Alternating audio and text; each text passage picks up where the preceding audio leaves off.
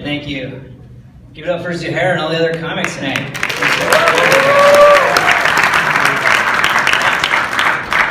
I'm Jack, I'm from Towson, and I live with my parents. Living with your parents as an adult is pretty fun until you realize you're the least cool of all your roommates. Parents are always drinking wine, watching Netflix, talking shit about people.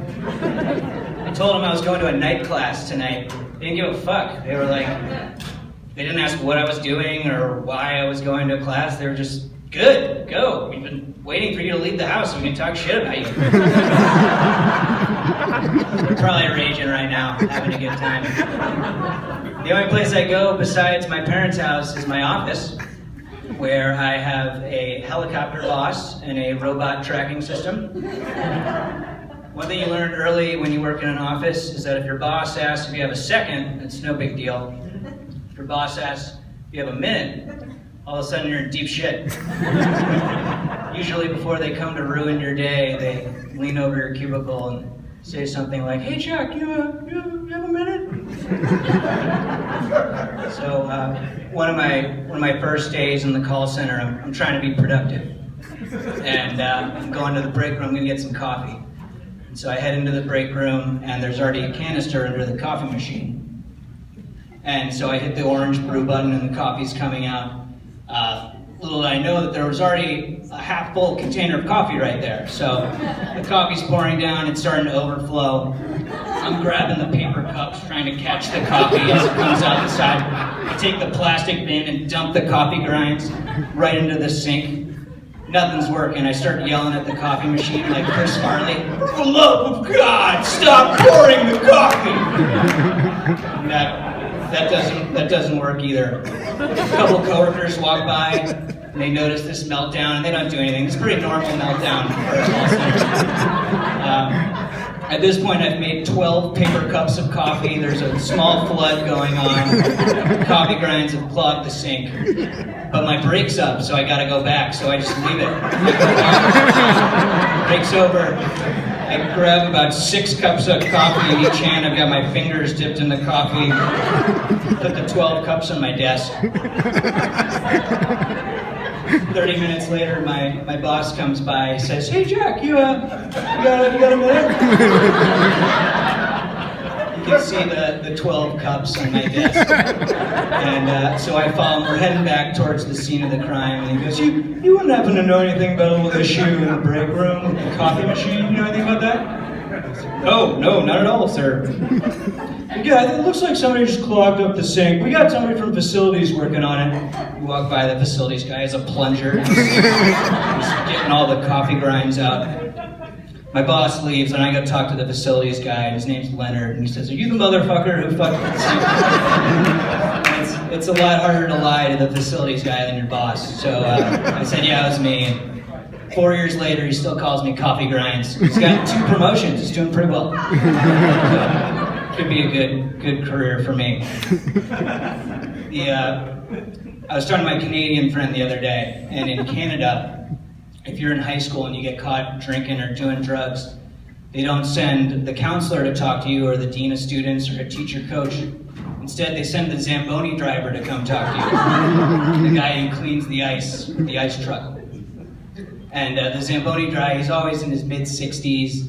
He's got like half a head of hair. He's half hammered all the time. He's half Irish. And he sits these poor kids down. And he looks at them and he says, "Think I want to be a fucking Zamboni driver? I was driving this fucking Zamboni for 40 years. I want to be a lawyer. I was like you know. I was drinking and drugging, running around, trying to be a lawyer. You can't be a lawyer on drugs. You end up behind bars. And you end up in your parole job, you drive a fucking Zamboni." Canada continues to be the #1 employer of Zamboni drivers. Wrap it up. It's another career that I'm thinking about right now. Zamboni driver. Any of you in sales? Anybody work in sales here? A couple of you? Okay. Sure. I tried out sales recently. I listed a love seat on Craigslist for $80. Now this love seat had a few love stains on it. But it sat on Craigslist for about a month. It wasn't really doing well until finally Denise from Glen Burnie decided she was going to come give it a look. So Denise comes out and she really likes the couch. She says, it's got really nice upholstery. It's almost like a burgundy color. And then she sees the cum. And she kind of glances her hand over it and she sort of does one of these kind of things and goes, this is authentic. This is a real love seat. You weren't kidding. How's $40 sound?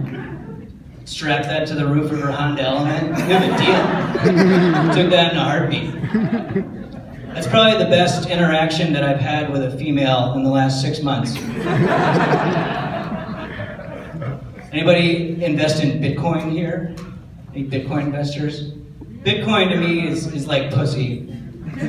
I don't understand it, and I can't afford to buy it. So it's not a really big part of my life.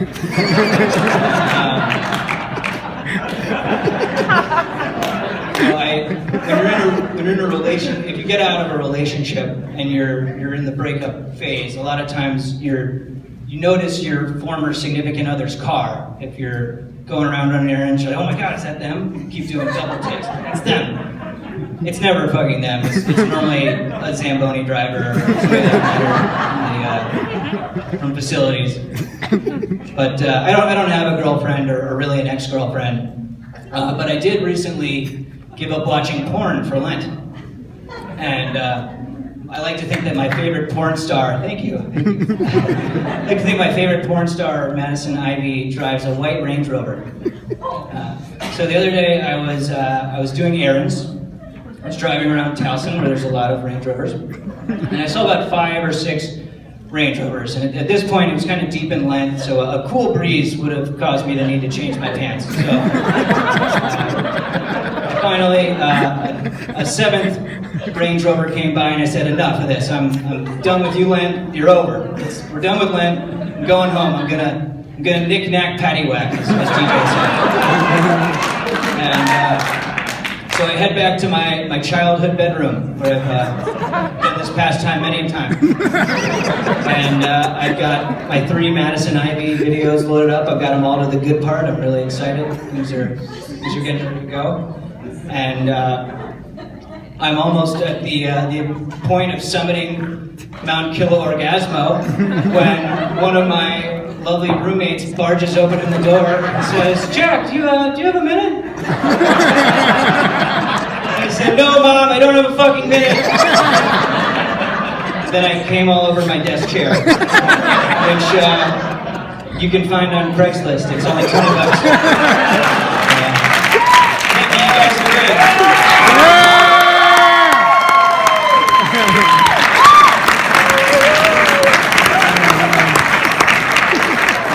Give me one for Jack.